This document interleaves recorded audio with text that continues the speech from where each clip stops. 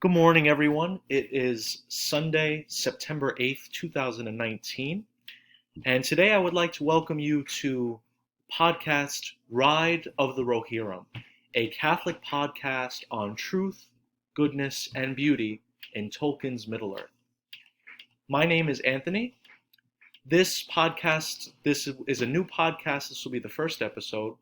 To be completely forthright and honest with you, this is the first podcast I've ever done. So I will be learning along as I go, and hopefully things will get a little bit better and more organized as the episodes go on. So let me just give you a little bit of a background of the podcast before we move forward. The idea behind this podcast is predicated upon the reality, the profound truth that Tolkien wrote The Lord of the Rings, The Hobbit, and the Silmarillion as a Catholic with a Catholic worldview. And this is a direct quote from Tolkien. He said that The Lord of the Rings is a fundamentally Catholic work. It was explicitly a Catholic work in the beginning of his writing, and it became implicit. I'm reversing it. It was at first implicit in the initial writing, but in the revision it became explicitly Catholic. So why did he say that? What did he mean by that? What's the significance of that? First and foremost, I would first like to say that to any viewers of this video who are not Catholic or who may have a different faith or who may not believe in God at all, I welcome you to this podcast. I encourage you to continue to listen. I say that this is a Catholic podcast because for me personally, I will be speaking about the lore behind the Silmarillion, the Hobbit, and the Lord of the Rings from a Catholic perspective with a Catholic worldview as Tolkien himself. I want to study Middle-earth, looking for the Catholic elements that Tolkien allowed to seep into his works, either intentionally or unintentionally, because as we're going to see, a lot of the things that pop up in the story and the mythology of Middle-earth are Catholic implicitly. In other words, Tolkien didn't necessarily purposefully intend to include them as Catholic, but nonetheless, because of the worldview with which Tolkien was writing as a devout Catholic, it seeped into his work nonetheless, whether he intended it to or not. Now, despite this, I am coming from a personal standpoint of faith. I'm not trying to impress upon you, the listener, my opinions, my personal standpoint of faith. I'm not trying to proselytize to you. I simply welcome you to watch, whether you're a Catholic, wonderful. If you're not Catholic, if you're a person of a different faith, or even if you don't believe in God, again, I welcome you to this podcast, and I hope that you can join us on our journey as we explore Middle-earth. Primarily, this podcast is going to be about studying the history of Middle-earth from the Book of Lost Tales, parts 1 and 2, and the Silmarillion, all the way through to the end of the Fourth Age and beyond. We really want to study the history of Middle-earth, and we want to also analyze it in its philosophical, literary, and theological components. And again, I welcome all viewers, all of you who are listening to this. You do not have to agree with my opinions. I simply invite you to come along with us on this journey, because this is sure to be an exciting journey, and a journey well worth your time. I will give you kind of the basic layout of how I'd like the podcast to go. I would like to begin each podcast with a brief summary of what that podcast will be about, and then we'll go on in depth, and we'll study whatever the topic is for that particular episode. I would like to have the podcast once every Sunday, every week. The podcast I'm shooting to be anywhere between half an hour and an hour long. Hopefully, if we hit that 45-minute mark, that'll be just where we want it to be. And first, I really would like to thank a number of individuals who had a profound influence on the creation of this podcast. First and foremost, I would like to thank God. Today I'm speaking to you on Sunday, September 8th, which is a great feast day in the Christian church. It's the feast of the Nativity, or the birth of the Blessed Virgin Mary, the mother of Christ, the mother of Jesus. This is a beautiful feast day, and I feel blessed, very lucky to be recording this podcast on such a beautiful day. What I would like to express is my heartfelt thanks to my girlfriend Allie, to my family, my mom, my dad, my sister Gabriella, to all of my family and friends. I want to thank you because without you, not only would this podcast not be possible, because it wouldn't, but it would have no purpose. It would have no meaning. I would feel no joy whatsoever in doing this. It is for you that I had the idea to do this podcast. It was from you and for you that this idea originated. And I hope that you are sitting, listening to this and enjoying it. I hope that you don't fall asleep, although I have the tendency to do that. So I thank you from the bottom of my heart. I love you guys. I would also like to thank a number of YouTubers who had a profound influence on the idea of how to design this podcast and the idea for this podcast in general. I'd like to thank very specifically Civilization X, Your Middle Earth videos. I would like to thank Men of the West, Yoyston and Men of the West. I would also like to thank Geek Zone and LOTR Lore. You guys had a profound influence on the inspiration for this podcast. Without you guys, I would have so much less knowledge of Middle Earth. And I could go ahead and cite every single fact that I'm about to say or repeat that I learned from you guys' videos, but I'd be citing almost every single sentence that I say.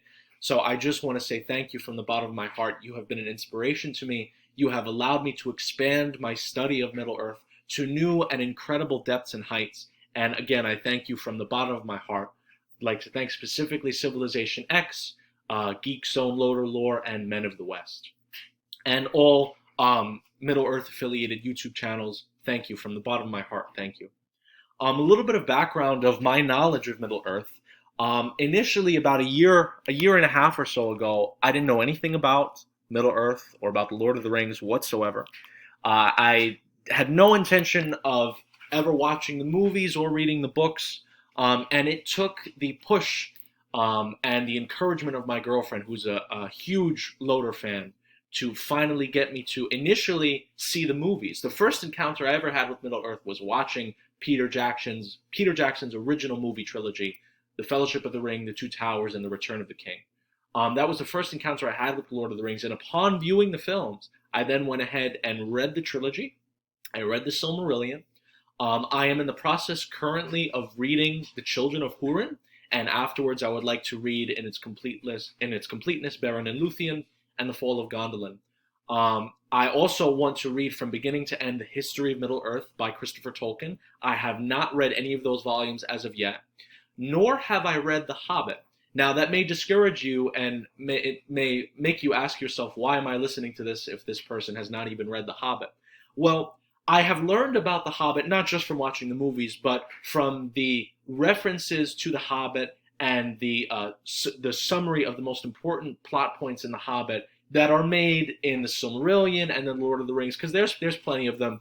And again, in all of the videos that I've watched and listened to from you guys, from Men of the West and LOTR Lore, Geek Zone, and from Civilization X, you guys really gave me so much knowledge about The Hobbit that I have not had because I've never read the book. And I plan on reading the book. So it is my promise to my family and friends and to you viewers that I'm going to read The Hobbit. I'm going to finish reading The Children of Húrin. I'm going to read The Fall of Gondolin, Beren and Luthien, and I'm going to read the entire History of Middle Earth series. Though that may take me a while, that is my promise to you. So you may be asking yourself, why on earth am I doing this podcast if my knowledge of Middle Earth is limited? Well, I wanted to do this podcast for a couple of reasons. My first reason really is because I've learned so much about the world, the universe that Tolkien has created, that I just want to share it. I want to share it with the world. I want to share it with the community. And I feel that this is important. I feel that Middle Earth is an important literary and philosophical subject. Why? Because it reveals so much about our world, about us as people, about society, and about the ultimate meaning of what it means to be a human being on this earth. The lore, the mythology, and the moral and spiritual lessons that the Lord of the Rings, the Hobbit, and Silmarillion, and the larger Middle-earth universe have to teach us, it's profoundly real. In the foreword to his book, The Philosophy of Tolkien, Dr. Peter Croft says that the world that you find when you read The Lord of the Rings is fundamentally and profoundly real. It is a fictional story, but it could not possibly be more real. It's another thing that I learned in one of my classes in school, that you can have a story be profoundly real, but not necessarily factual. Because the world that's reflected therein, the message that's reflected therein, and the character and people that are reflected therein are fundamentally real in our world, even if those specific places by those specific names and those specific people by those specific names have not factually existed in history. Frodo Baggins is as real a person as you could meet on the street, and yet he's fictional. But the character that is embedded within the fictional character of Frodo is as real a character as you could ever find in the real world. I believe that that's what Dr. Croft was trying to express when he wrote that. And I take that to heart. I believe that that's why Middle-earth is so important. And coming from a standpoint of faith, Tolkien being a devout Catholic, having written this work, having explicitly told us that it is fundamentally a Catholic work, a religious and Catholic work, I find it important to talk about this subject. And again, I welcome all of you listeners, whether you're Catholic, not Catholic, or whether you don't believe in God at all. I welcome you with all my heart to this podcast. And so why don't we begin? My plan is to journey first, primarily, through the entire history of Middle-earth that is recounted in the Silmarillion. And the way that I want to do that is during this episode and the following episode, which will be next Sunday, I really want to focus and hone in on the creation of the world in which the events of the Silmarillion, the Hobbit, and the Lord of the Rings take place. In other words, the creation of Arda, because that is the name that the Elves gave to the world that LOTR had created through the music of the Ainur. He called it Ea, which means be. He called it Ea, and the reference to the populations of living beings on Ea is called Arda, the kingdom of Arda. So I want to focus and study the creation of Arda in this episode. And in this episode, I want to discuss from the very beginning of the music of the Ainur all the way through to the creation of the two trees of Valinor by Yavanna. So we're going to cover roughly about 40 pages of the very, very, very beginning of the published Silmarillion, which in fact is only the first few pages of the Silmarillion proper, because those of you who are familiar with the Silmarillion already may know that the Silmarillion, as it is published, contains more stories than just the Silmarillion by itself. You have the Ainulindale, which is the account of the music of the Ainur and the creation of the world. Then you have the Valaquenta, which is a brief summary of the Valar, the powers of Arda, of the Maiar, and of the enemies of the Valar and the Maiar. And following that begins the Quenta Silmarillion, the Silmarillion proper, the history of the Silmarils. And I'm only going to go into the very first few pages of the Quenta Silmarillion. Really what we'll be focusing on in this particular episode is the Ainulindale and the Valaquenta.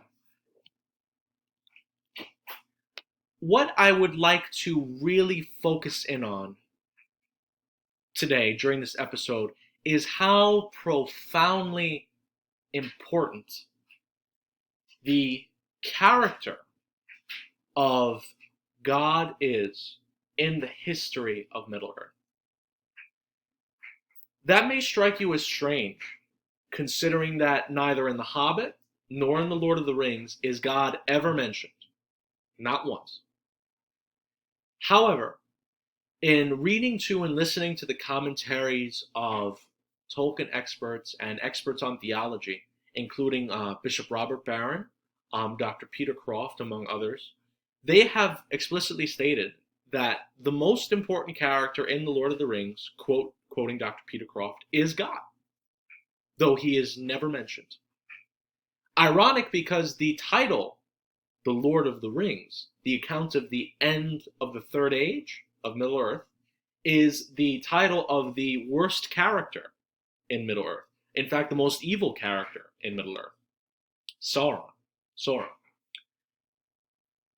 Now, how could it be then that the most important character is never mentioned and has no lines?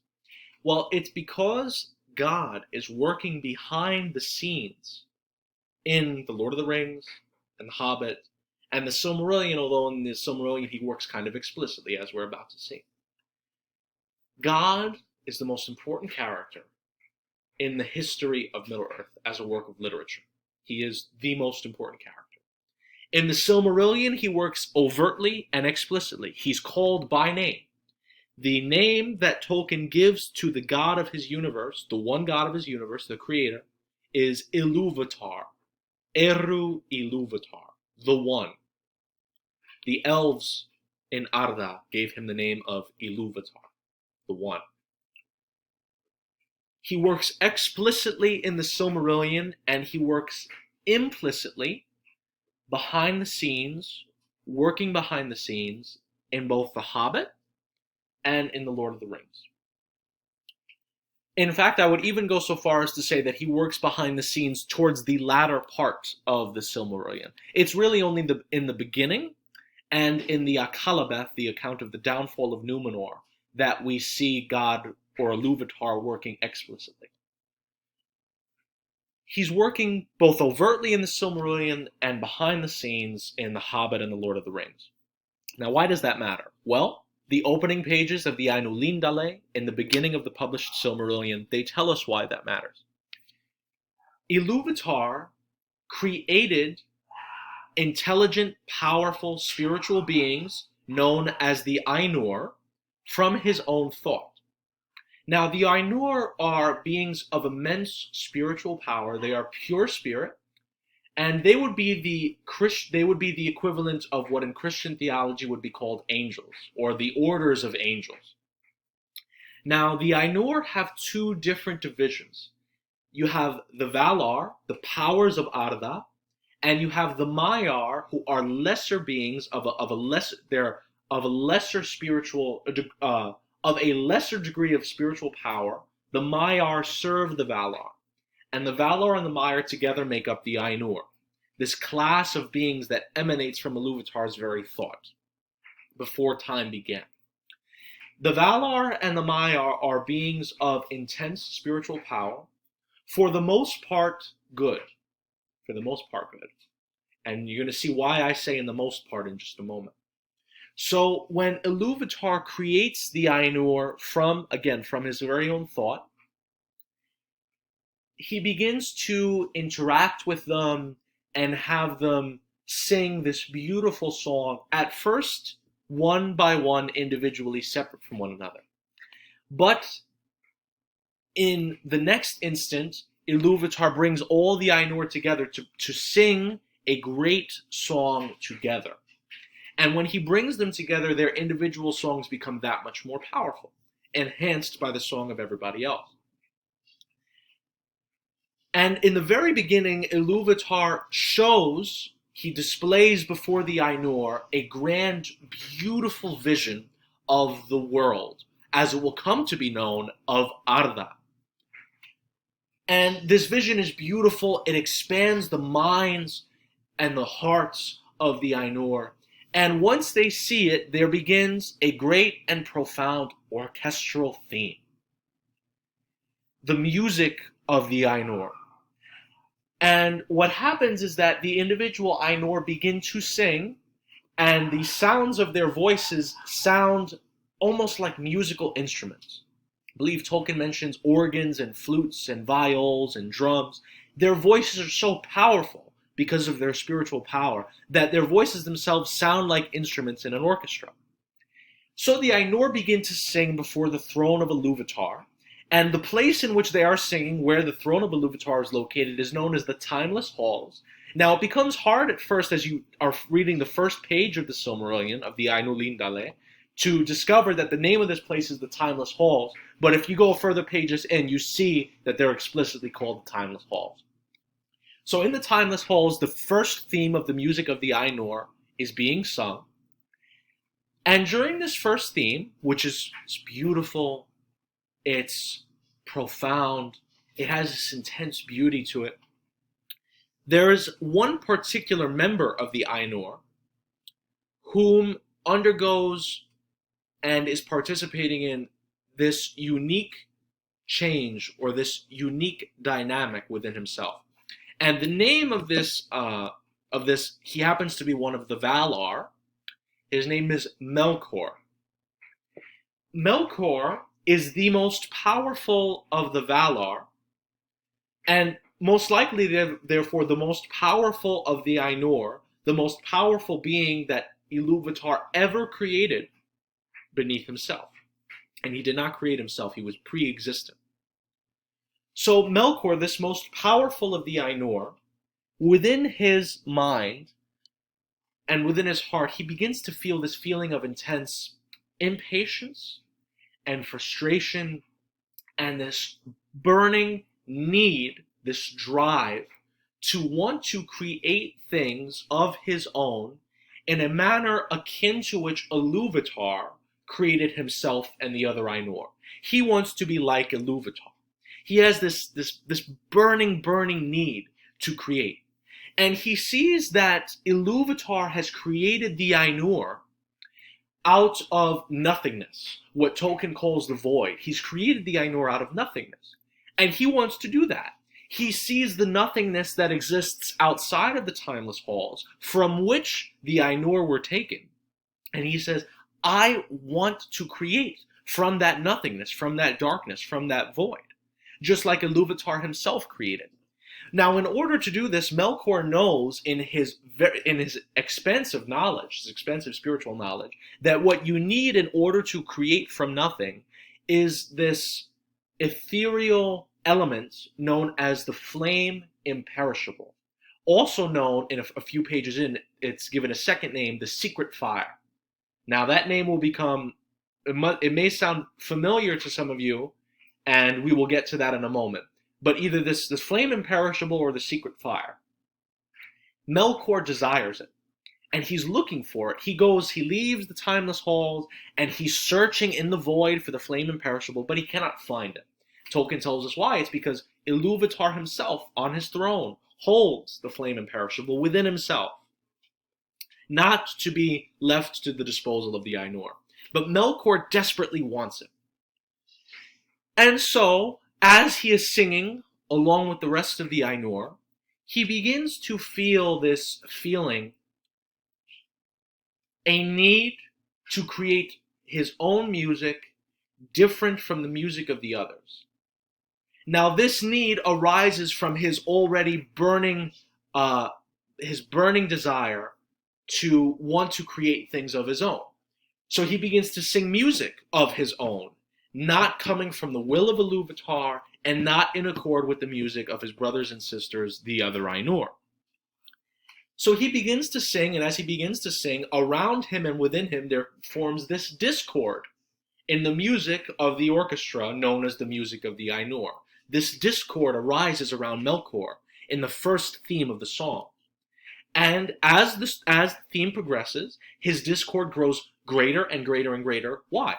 Well, some of the other Ainur who are surrounding Melkor in the choir, they kind of grow sad, they lose heart when they hear his discord, and they stop singing their own part. In addition to that, there are some Ainur who kind of have their wills bent in the same direction that Melkor's will is bent. And so what do? They begin to sing their own elements of the harmony, not in accord with the larger Ainur, but in accord with Melkor's discord. So you have people abandoning the original theme and joining with Melkor's theme. So his discord grows and grows and grows and grows and grows. Until finally Iluvatar stands up from his throne, raises his right hand, smiles, and begins a second theme. This second theme is told to be more beautiful, more powerful than the first. But in addition to the growth in the good and the beauty and the goodness and the beauty, Melkor's discord also grows. And it grows to such a degree that there's this violence, there's this storm of sound blowing before the throne of Iluvatar. This progresses throughout the second theme. Finally, one more time, Iluvatar stands upon his throne, raises his right hand, and this time his face is stern. He's not smiling this time. And so he begins the third theme of the music of the Ainur. And with this third theme, there is so much sadness. There's this degree of sorrow. And blended together with this degree of sorrow is this immense beauty. And Tolkien very interestingly says that the beauty itself arises from the sorrow. Now that's incredibly beautiful. That's a very powerful thing that Tolkien says there. The beauty of the third theme arises from its sorrow. Now that beauty and sorrow blending together, growing in intensity, is matched by a growing hostility and cacophony, the growing in Melkor's discord. So as the beauty and the sorrow blend into this beautiful, beautiful harmony on one side, you have on the other side this storm, this turbulent sound, this cacophony, this unpleasant sound to the ears, Melkor's discord, and they're battling each other in this third theme. And finally, as this third theme reaches its fever pitch before the throne of Iluvatar, Iluvatar stands one more time, raises his right hand, and the music stops. It ceases altogether. And then Iluvatar commences to pronounce these words to the Ainur. He says, "Now, to Melkor and to all of you Ainur, I will display to you what you have created with your music. And Melkor and all of you will know that nothing that you have sung, whether it was in harmony with the others or in discord, will have any other effect but to redound to my greater glory and to fulfill the fulfillment of my own purposes." And so Iluvatar with the Ainur leaves the timeless halls, ventures out into the void, and a vision springs up at the hands of Iluvatar before the Ainur. And this vision is of the kingdom of Arda and the world, Ea, that is. And it is this vision of what will later come to be known as Aman, the Blessed Realm in the far west, Middle Earth in the middle, and the far east. It's this vision of the world, of Ea, the world that is, the kingdom of Arda. And the Ainur, seeing this vision, they begin to see something that they had no idea would ever be part of the music, because they themselves did not include it in the music. They see the children of Iluvatar in this vision that they are shown of Arda. The children of Iluvatar are the firstborn, the Elves, the LOTR, and the aftercomers, men, elves and men, the children of Iluvatar. All other races of Middle-earth will come from the races of elves and men, whether they be orcs or hobbits. They will arise out of the race of men. Dwarves have a special origin to which we will likely reach in the next week's episode. So the elves are beholding this grand vision in which they for the first time see the children of Iluvatar, who are not of their own making, but came strictly and expressly from Iluvatar's own will, included not in the first nor in the second theme, but in the third theme of the music.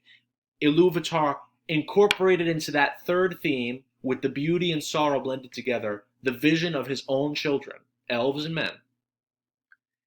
And the Ainur are intensely, intensely filled with joy upon the sight of this vision.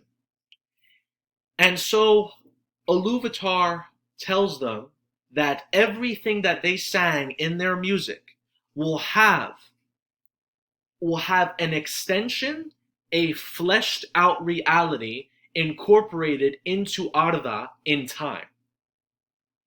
In other words, everything that was sung in the music of the Ainur, be it good or bad, will have an effect upon the physical world of Arda once it is created. Iluvatar tells this to the Ainur. And seeing this vision, the Ainur want it to happen. They want this to be. And so Iluvatar, knowing that this is their desire, says, Ea, I say, let the earth be. And so it is. Arda is created. And the Ainur, many of the Ainur, not all of them, because some of them remain in the timeless halls with Iluvatar, but many of the Ainur, with Melkor at their head, descend from the timeless halls and from the void into Arda. They descend into the world. Now, the world itself is created in the midst of the void, without being a part of the nothingness of the void. It is something within nothing. And standing in the heart of Ea, in the heart of the world, is the flame imperishable, which Iluvatar sends into the void to be kind of the core, the center of his world, this world that he created. So you have Arda globed amidst the void with the flame imperishable at its center. And many of the Ainur, not all, but many of them descend into that world. But when they get there, they realize, oh wow, this looks nothing like the vision that Iluvatar gave us. Why? Well, because Iluvatar leaves it to them to fulfill the vision that they saw. He leaves it up to them to create, according to their own powers that he gave them, to come about and bring to realization this beautiful vision that they saw and so desired. And so they immediately set out at work. Now, while all of this is happening, Melkor has already been reproved by Iluvatar, being told that his discord is not going to lead to his elevation. It's not going to lead to his being singled out as especially powerful. All it's going to do is redound to the greater glory of Iluvatar himself.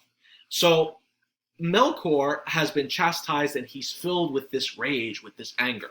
Now, when he first descended with his brother and sister Ainur into Arda, he felt that he wanted to dominate and be in control of the children of Iluvatar, and he wanted to be the lord of Arda. Now, he did not tell this to the other Ainur, and he also pretended to himself that this isn't what he really wanted. But in his heart of hearts, he wanted to dominate, he wanted to control, he wanted to be in possession of Arda, because he felt that it was his right as the most powerful of the Ainur, despite the fact that in his discord, he created nothing but turmoil and strife and suffering. Now, that is part of Iluvatar's plan. He is allowing that suffering, that turmoil and strife to occur. And yet Melkor feels that because he had the unique thought of creating his own music, he should therefore be lord of the result of the music, which is the world itself, Arda, Middle-earth, Aman, the Blessed Realm, and the lands to the far east. So finally, the Ainur descend down into the world, and they begin to fashion it. They begin to create it. Melkor along with them. Now, I should explain who the distinct beings within the Ainur are. The most important beings for us to understand when we're studying the Silmarillion in particular. I'm going to describe to you, I'm going to give the names of, and a very brief description of each of the Valar, and then also some of the most notable Maiar spirits. So who are the Valar? The Valar are the upper class levels, or the elite class of Ainur spirits. They are the most powerful beings that Iluvatar has created. And here they are. Manwe Sulimo is considered the lord or the king of the Valar, and therefore the king of all the Ainur. He is the lord of winds, the lord of birds, and the lord of all the airs of Arda. He's in control of everything that happens in the sky. Manwe Sulimo. His spouse is Varda. In later times, the elves will give her the name Elbereth. Now that will also sound familiar to some of you who have read or seen The Lord of the Rings, and we'll get to that a little bit later on. Varda Elentari, also known as Elbereth. Varda is the queen of the Valar, and she is the mistress of the stars and of the heavens. She creates all of the stars with her own spiritual power. She has this immense, indescribable beauty. The Tolkien says that the words of elves or men cannot describe the beauty of Varda. And when I read that, I couldn't help but be reminded of the Blessed Virgin Mary. Tolkien wrote in his letters that he was heavily indebted to the Catholic teaching about the Blessed Virgin Mary in his creation of the character of Galadriel. Now, we will get to Galadriel in later videos, but I want to point out that Galadriel is not the only character who is reminiscent or has elements that would be associated with the Blessed Virgin Mary, the mother of Jesus. There are many characters throughout the history of Middle-earth, throughout Tolkien's written legacy, that seem to reflect the beauty and the majesty of the Queen of Heaven and Earth, who Catholics call the Blessed Virgin Mary. Varda, so beautiful that she cannot be described in words. Now, one of the most interesting and, quite frankly, hair-raising things that you read in the beginning pages of the Silmarillion is that from the very beginning, even before the music of the Ainur was sung, Varda knew who Melkor was, and she had rejected him. Rejected his discord, rejected his need to be apart from the others. And so from the very beginning, her and Melkor were enemies. Just as in the biblical book of Revelation, the dragon and the woman are enemies. So here in the Silmarillion, we find that Varda and Melkor are bitterly, bitterly, bitterly opposed to one another. Bitterly opposed to one another. Melkor hates her and is afraid of her more than any other being in Middle-earth. That is explicitly told to us in the opening pages of the Silmarillion. Beneath Manwë and Varda, you have Aule, the smith, the master craftsman of Middle-earth, who is in charge of all of the physical substances of which Middle-earth is made. We will get to this in next week's video, but I just want to point out now that Aule will be considered the father and the creator of the dwarves, the race of dwarves. Now, the instance in which he created the dwarves will be recounted in next week's video. I just want to point out that he is renowned as the master craftsman of the Valar. And he is most beloved by the particular family of elves known as the Noldor. And again, we'll cover that more in detail next week. There's also Ulmo, the Lord of Waters, he's single, he doesn't have a spouse.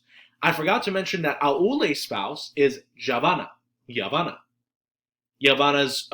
the other name that is given to her is Kementari. Yavanna is the mistress of all living things that grow in Arda. Plants, trees. It's said that she's in charge both of the tallest tree in Aman to the lowliest slime or moss in the rank and filth of the earth. She's in charge of every living thing that grows in Middle-earth. Aule and Yavanna, Manwë and Varda, Ulmo. Next come Namo and Irmo, brothers known as the Feanturi, the Masters of Spirits. Now they are both better known by the names of the localities in which they conduct their work. Namo is more popularly known as Mandos, and Irmo is more popularly known as Lorien. Now, Mandos and Lorien are two locations in what will later be Aman, the Blessed Realm, the most western of lands within Arda. That is where they will eventually conduct their work.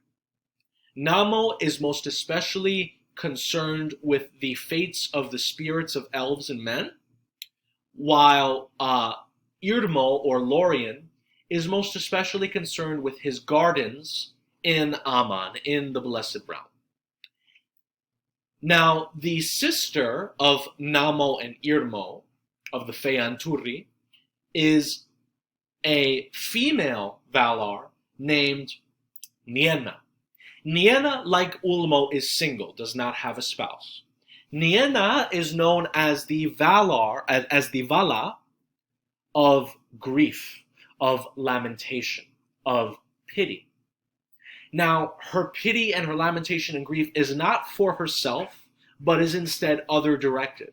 She grieves for everything that happens in Arda that is not in accord with the will of Ilúvatar.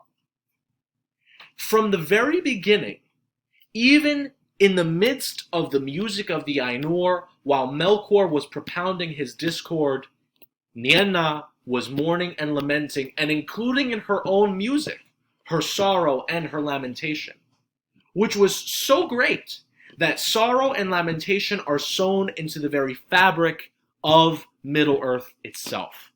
is a very powerful point that Tolkien makes in the Silmarillion. That sorrow and lamentation are built into the very fabric of Middle-earth because of the sadness that Nienna incorporated in her part in the music of the Ainur. And that's such a powerful thing that Tolkien wrote. So we have Manwë and Varda, Aule, the smith, and Javanna Kementari. We have Ulmo, Namo, and Irmo, also known as Mandos and Lorien, the masters of spirits. Their sister Nienna. The sister of Javanna is simply Vanna, known as Vanna, the ever-young. Vanna is the spouse of a lord of the Valar, a male Valar, known as Orome, the huntsman. Orome and Vanna, the ever-young. Vanna is known to have a particular power upon flowers and the plants of Middle-earth. When she runs by the plants and flowers, they grow and they sprout at her passing.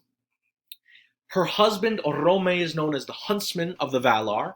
Though he is not the most powerful member of the Valar, he is certainly the most fierce and the deadliest when he's angry. He rides upon a great white horse that glows silver in the moon, known as Nahar, and his great horn that he blows whenever he goes on hunts is called the Valaroma. So he rides upon Nahar, blowing upon the Valaroma.